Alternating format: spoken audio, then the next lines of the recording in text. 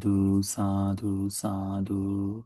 नमो तस् भगवतो अरहतो सम्मा संबुद्धस्स। नमो तस् भगवतो अरहतो सम्मा संबुद्धस्स। नमो तस् भगवतो अरहतो सम्मा संबुद्धस्स। साधु साधु साधु। पूजनीय कल्याण मित्र गुरु बंदे जी के चरणों में हमारा प्रणाम है। साधु साधु साधु। श्रद्धावान उपासक उपासिकागण, हम लोग अभ्यास कर रहे हैं अनमतज्ञ संयुक्त का। अनमतज्ञ संयुक्त का ये दूसरा वर्ग है। इसमें आज हम दो सूत्रों पर देखेंगे। दोनों ही समान सूत्र है, इसीलिए दो सूत्रों पर चर्चा करेंगे।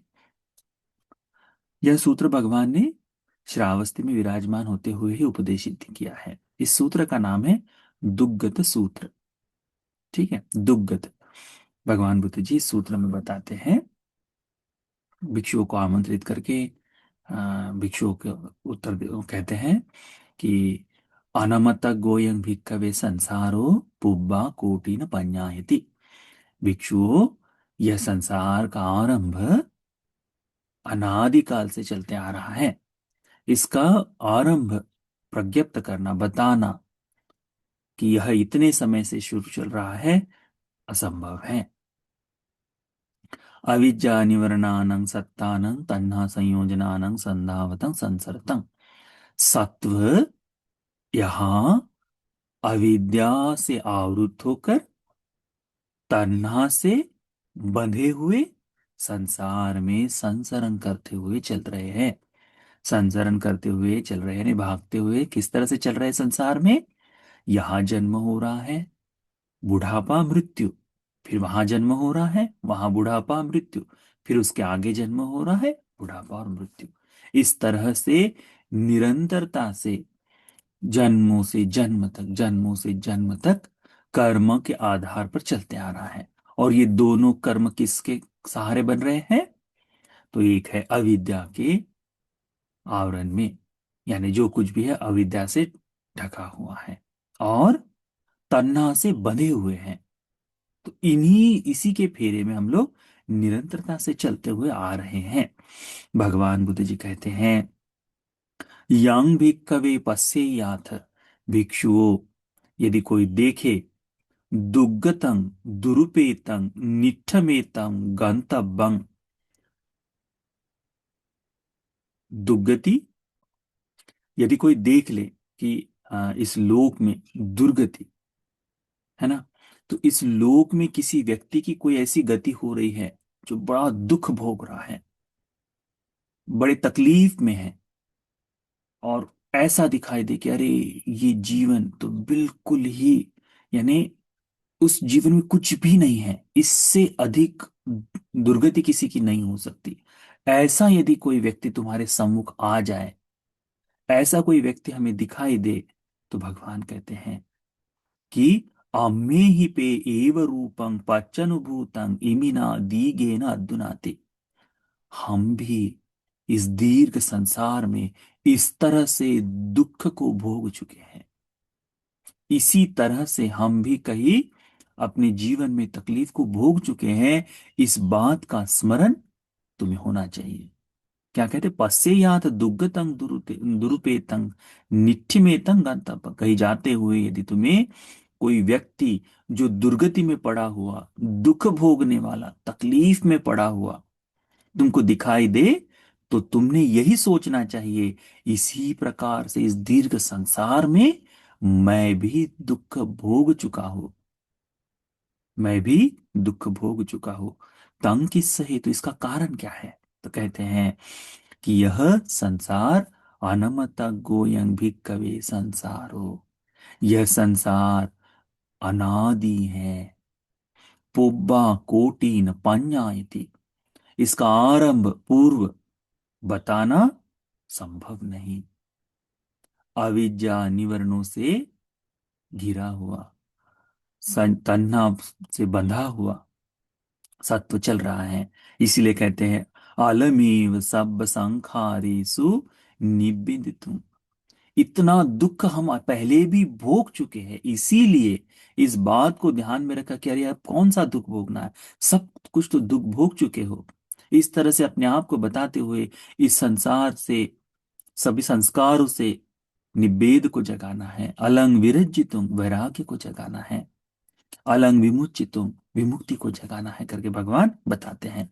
दूसरा सूत्र है सुखित सूत्र।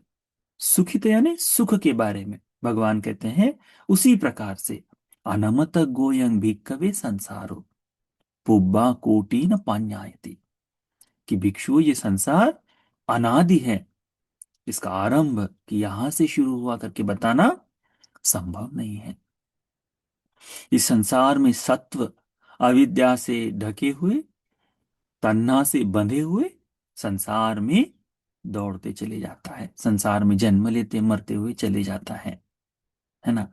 भगवान कहते हैं कि यंग भिक्खवे पश्येयाथ, भिक्षु जब कभी तुम देखो सुखितं सुसज्जितं निठ्ठमितं गंतव्यं, तुम कहीं जाते हुए सुख से परिपूर्ण, बहुत विलासी सुख भोगने वाला, सुख में जीवन जीने वाला कोई व्यक्ति दिखाई दे, तो कहना अम्मे पे एव रूपं पच्चुनुभूतं इमिना दीघे न दुनाति, कि मैं भी इस दीर्घ संसार में, हम भी इस दीर्घ संसार में इस प्रकार से महासुख को भोग चुके हैं करके,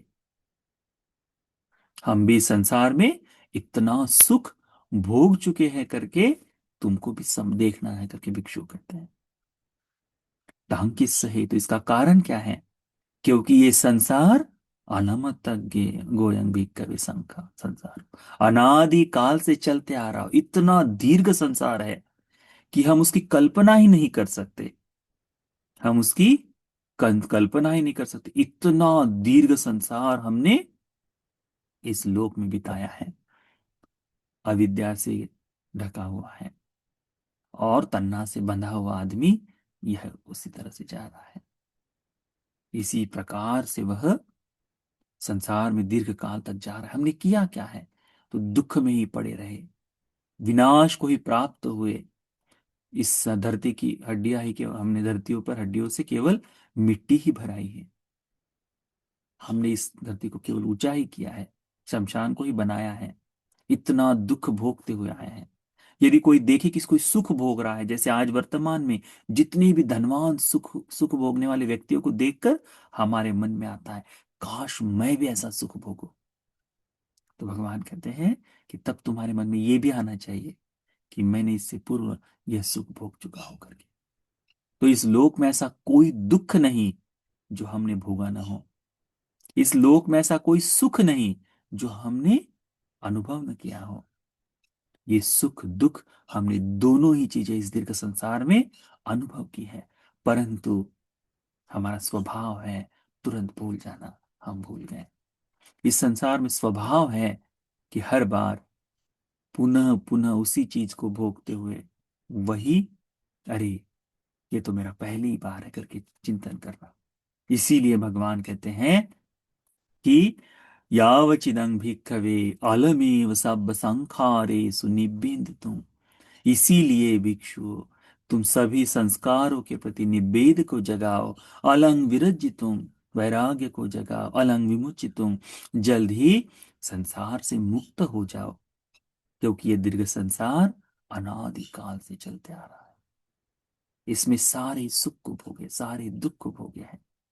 हम देखते हैं भगवान बुद्ध जी एक बार किसी रास्ते से चलते हुए एक चींटियों के ढेर की तरफ देखकर मुस्कुरा देते हैं, तो आनंद भंते जी भगवान की मुस्कुराहट देखकर कहते, भगवान आप अनायास ही नहीं मुस्कुराते, निश्चित ही कोई कारण होगा।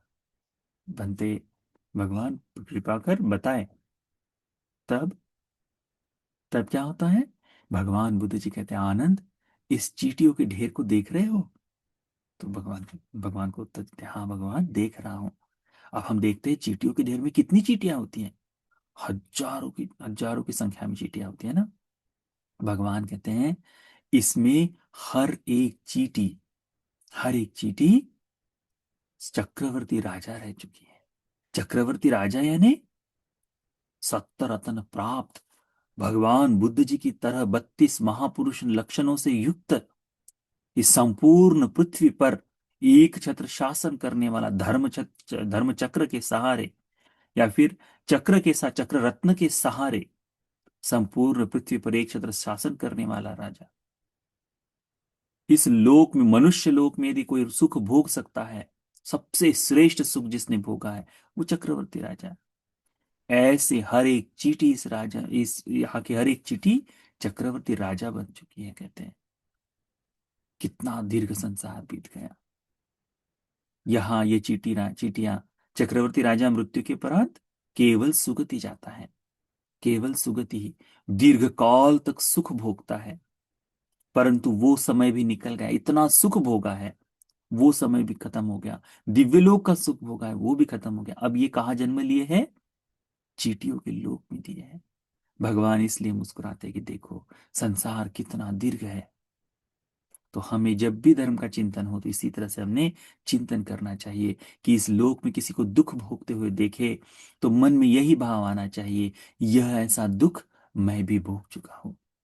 यदि कोई सुखी दिखाई दे तो उस ऐसा सुख मैंने भी अनुभव किया है, परंतु यह सुख भी मेरे हाथों से चला गया, वो दुख भी मेरे हाथों से, ये दुख भी समाप्त हो गया, और मैं अब भी इस संसार में पुनः सुख और दुख भोगने के लिए बना हुआ हूं। इसीलिए मैंने धर्म का चिंतन करते हुए संसार से, दुख से मुक्त होने के लिए कोशिश करनी चाहिए, इच्छा जगानी चाहिए करके।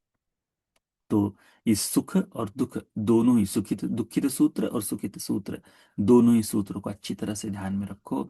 चिंतन मनन से, चिंतनमय प्रज्ञा से अपने मन में चिंतन करो। सुख भोगते हुए देखे किसी को तो मैंने भी सुख भोगा है, किसी को दुख भोगते हुए देखो तो मैंने भी दुख भोगा है, ऐसा चिंतन अपने मन में होना चाहिए। तो यह दोनों सूत्रों का उपदेश हमें अपने जीवन में, दीर्घ संसार में सुख और दुख भोगे, इस बात को स्मरण करने के लिए, चार आर्य सत्य के बोध के लिए यह धर्म का उपदेश उपकारी हो जाए। साधु साधु।